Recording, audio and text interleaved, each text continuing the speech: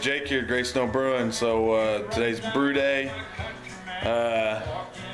About 10 o'clock in the morning, so I'm kind of getting some stuff ready. What we're gonna do today is a double or Imperial IPA. Gonna hop the crap out of it. Putting in a 10-gallon batch. I'm putting almost a pound and a half of hops in with Centennial and Cascade. So, but anyways, just getting all the equipment out.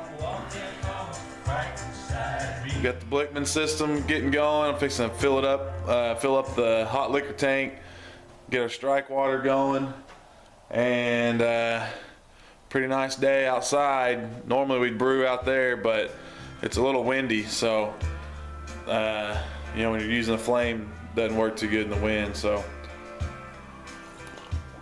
a little Java to get me going a little bit. Had a rough night. Me and the buddies put down a whole bunch of homebrew last night, so hurting just a little bit today, but it'll be all right. So anyways, what we're gonna do is go ahead and get started with I got the water filter, gonna hook it up to the water hose and get the old hot liquor tank filled up, at least get the strike water going and warmed up in time, waiting on some help to show up, and then we'll mash in. So actually, first what I'm gonna do is get the Beersmith turned on and make sure I got my recipe right. And I need to start sorting out some hops. This little actual recipe is gonna be kind of crazy.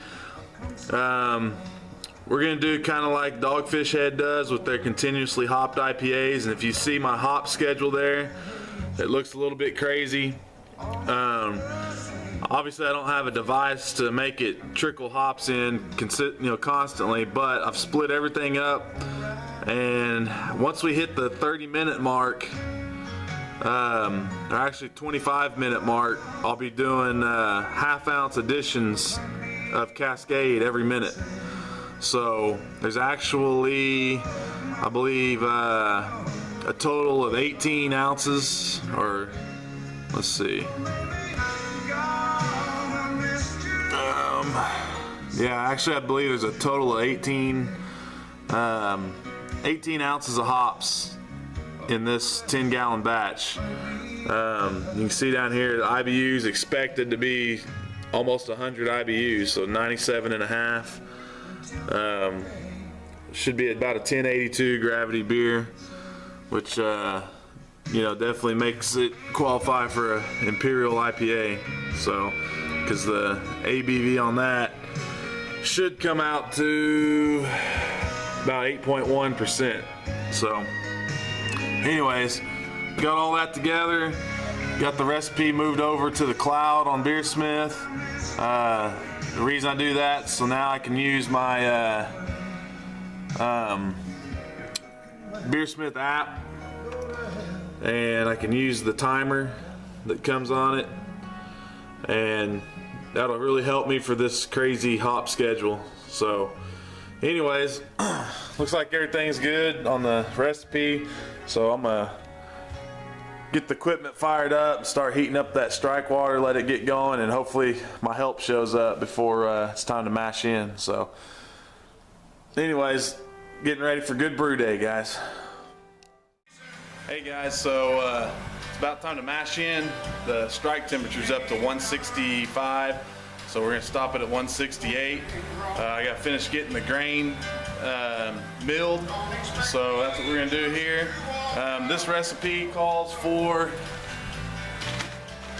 actually I know it sounds weird for an IPA, but I'm doing 10 pounds of Maris Otter, and I've got 20 pounds of just regular 2-row, and then 1 pound of Crystal 10. So we'll see how it turns out. I haven't used Maris Otter in an IPA yet, but you know, we'll see how it goes. So anyways, just gonna start mashing in now, or actually milling the grain, I mean.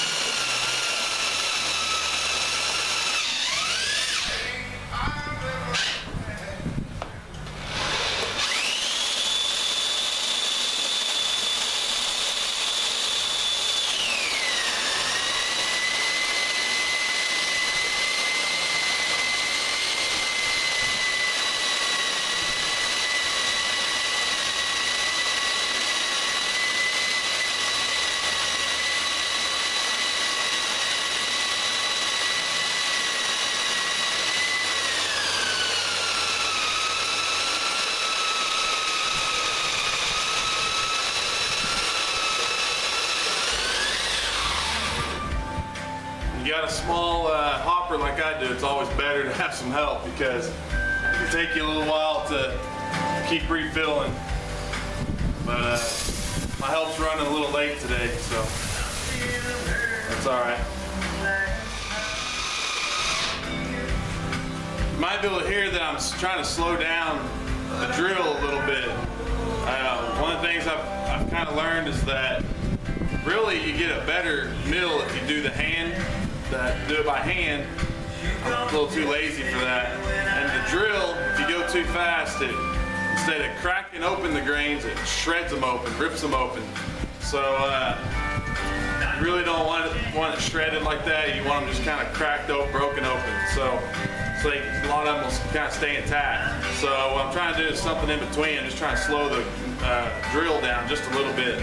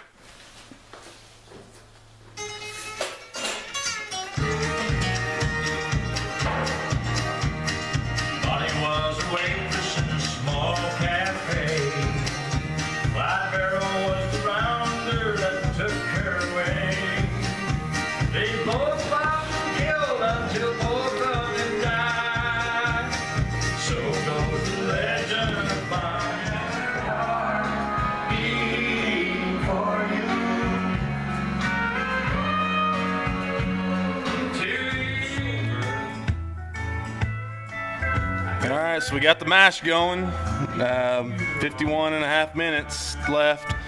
And I think I'm going to go ahead and enjoy me a nice beer. So, that, listen to a little country music. So far, it looks like I'm all alone so far, but I was able to get the mash going and everything by myself. So, anyways. Pretty good brew day so far. Cheers, guys.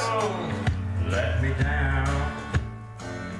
Alright, so 1 hour mash is up. So it's time to sparge. Temperature held pretty good. It's still at 151. We mashed in at 152. So this is the device I use for mashing. And I've already got the strike water for the mash, for the sparge, I'm sorry. Already heated up to 168. And so we'll just hook this up. These quick disconnects make things so much easier. And then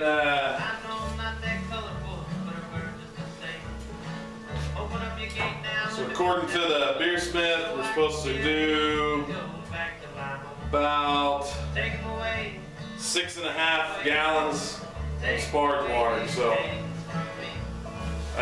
first thing we need to do is boil off. So all I'm gonna do for that is just kind of boil off, because we're gonna kind of set the grain bed a little bit so we don't get a bunch of grain into the boil. And we'll take some first runnings off the bottom here. That'll set the grain bed just enough, and we'll recirculate it back in, and then we'll start the sparge. So. Alright, so we're still doing a boil off. This is my third little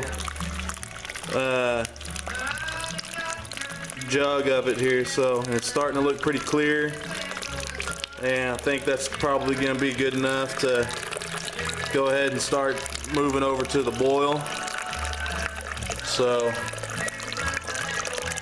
we'll go ahead and, just for good measure, get a little bit more here. And I mean, when I run it on the side there, you can see it's still pretty clear, so I think we're pretty good on that. So okay, so we gotta circulate this stuff back onto the mash. So I like to stick a little plate in there, because you don't want to pour it too hard into the mash, because you can disrupt that grain bed that we just set. So I use this little plate, and it does a good job when you pour on it of kind of floating and moving from side to side. And then that way we don't have to worry about messing up our grain bed there. So, but anyways, you can see how clear that is starting to look. So I think we're good to go. I think it's time to start sparging and move over to the boil. So what I'm gonna do now is I'm gonna go ahead and take this plate out, and then I'm going to set the, I guess you call sparge arm, you know, this deal I made here. So, and then you gotta, good thing with these quick disconnects is it's got a camera in one hand, trying to hook up to the pump, it's not quite as hard. So just kind of hook it up there, and hopefully I can get that pump primed. So it's starting, just gravity feed itself's getting it up there, so it should be nice and primed. And we'll use this March pump to get the pumping over. And there we go. And you can see very little grain there, so I'm actually going to slow this down just a tad, and then we'll get this sparge arm going here. Sparge water's in at 168 degrees. The key here is to try to get the flow from here at about the same speed as what we're trying to get going over into the boil kettle. So here's a good look at how this thing's working. Want to keep a good inch and a half of water above the bed, grain bed. And the thermometer's getting a little wet here. It's all right. So we're moving on over here into the boil kettle pretty good. You know, I like to set this thing down in here pretty good to get the least amount of splash, and you know, we don't want a whole lot of oxygen going into this right now. And I used to worry about this pump, because I wondered if going through that pump would oxygenate the wort going over, but I've been told by several people that that's not an issue as long as there's no holes in the hose or anything. So, and that makes sense to me. So anyways, we're gonna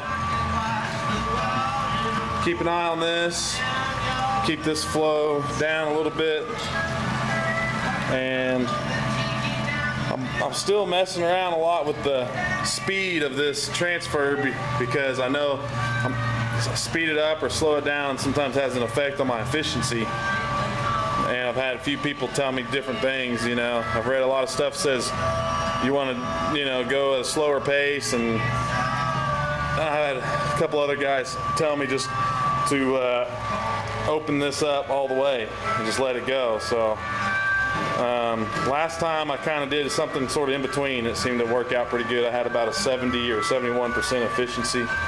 So anyways, we'll get this going here in a second. I'll probably go ahead and fire up that flame and be good to go. So I'll get back with you here in a minute as soon as we get the boil going and start putting hops in.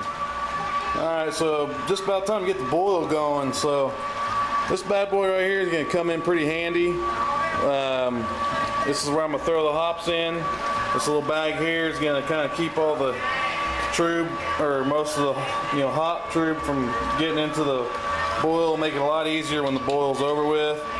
So I mean, all that is PVC, and then one of these little 5-gallon paint strainer bags, and then some bolts to hold it up on the pot there. So anyways, about to get the boil going and throw in first edition of hops. We're still waiting on a few more minutes here sparging, but then we'll go ahead and get the boil going. So just about got the boil going, enjoying some work barbies, and just in time to get you in the sun, out of the sunlight. Security guard has showed up. Beer security guy, drinking on the job. Alright, so we got the boil started. We're gonna do an hour boil. Zach's got the hops. We're starting out with 2 ounces of Centennial, and that'll go in for the 60-minute boil.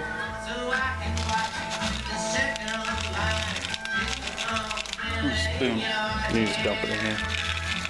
Yeah, I'm sitting on top. Alright, so we got that in. We add the hops. We want to watch out for some boil, or some little boil over. Doesn't look like it's going to get too bad.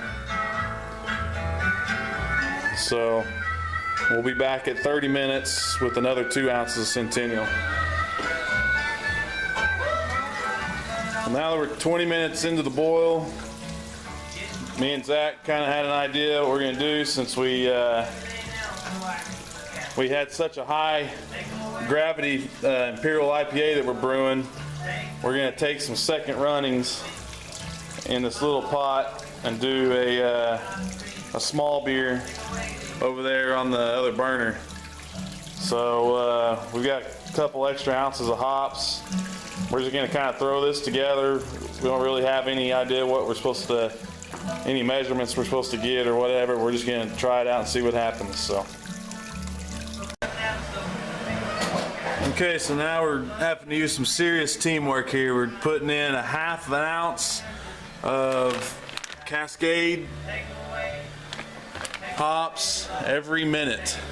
So Zach's already down to the last 14 minutes. We got 5 seconds here until we put in another addition that he's got ready. And then it's another minute until we put another addition in, which we've already got ready right here. And then over here on the side, we've got the small beer. We're trying to get the boil going. We've got about 4 ounces of extra Cascade hops anyways that we're gonna throw in there. So anyways, got to get back to this. It's kind of catching up on us. Well, we got a good boil going on the small beer, and we've got 4 ounces of Cascade hops left over. So now that the boil started, we'll do on the 60-minute edition, we're just gonna put 1 ounce of Cascade in, and then we're just gonna kind of see how this goes from here. We have no idea what kind of gravity we're gonna end up with or whatever, but I'll save the other 3 ounces for all late editions. So okay, so what we're about to do is take the the wort and run it through the chiller to put it over into the fermentation carboys. But right now what I've done is I boiled some water, just a little bit of water, to run through all the hoses and the pump and then through the chiller, just to really make sure it's good and clean and sanitized before I do that. So I'll just kind of let that run out for a few minutes, and then we'll start transferring it through the chiller and over into the carboys. And then meanwhile over here on the small beer, we're about, looks like we're about 30 minutes, a little about 35 minutes into the boil. Here in about another 5 minutes, I'll add another ounce of Cascade, and then we'll do a couple of ounces at towards the end. So this looks like it'd probably be a pretty interesting beer.